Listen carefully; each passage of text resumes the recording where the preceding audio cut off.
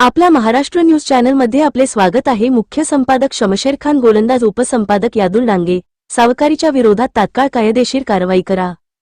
Police अधीक्षक अमोल तांबे यांचे स्पष्ट निर्देश। लातूर जिल्ह्यात ग्रामीण भागामध्ये अवैध सावकारीच्या घटना घडत असून त्यातून सर्वसामान्य शेतकरी व गरजू नागरिकांची आर्थिक पिळवणूक होत असल्याच्या तक्रारी पोलीस प्रशासनाकडे प्राप्त होत आहेत।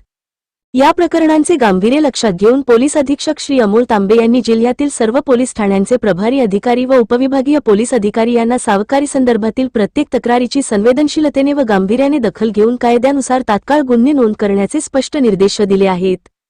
पोलीस अधीक्षक श्री अमोल तांबे हे नियमितपणे आयोजित करण्यात येणाऱ्या आढावा बैठकीत या विषयाचा विशेष आढावा घेत असून प्रत्येक तक्रारीवर त्वरित व प्रभावी कारवाई करण्याच्या सूचना संबंधित अधिकाऱ्यांना देत आहेत।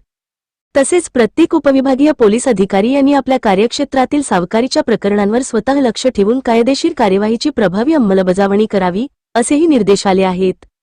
देण्यात सावकारांकडे काही सावकारीचा वैध परवाना असला तरी परवान्यातील अटी व शर्तीचे उल्लंघन करून तसेच कायदेशीर प्रक्रियेचे पालन न करता स्वतःच्या आर्थिक फायद्यासाठी बेकायदेशीर पद्धतीने कर्जवाटप व वसुली केली जात असल्याचेही आढळून येत आहे।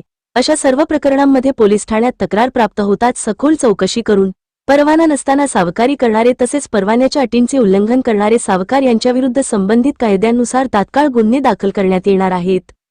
लातूर जिल्हा पोलीस दलामार्फत सर्व शेतकरी व नागरिकांना आवाहन करण्यात येते की कर्जाची आवश्यकता असल्यास शक्यतो शासकीय बँका, सहकारी संस्था, पतसंस्था, बचत गट किंवा इतर अधिकृत वित्तीय संस्थांमार्फतच कर्ज घ्यावे।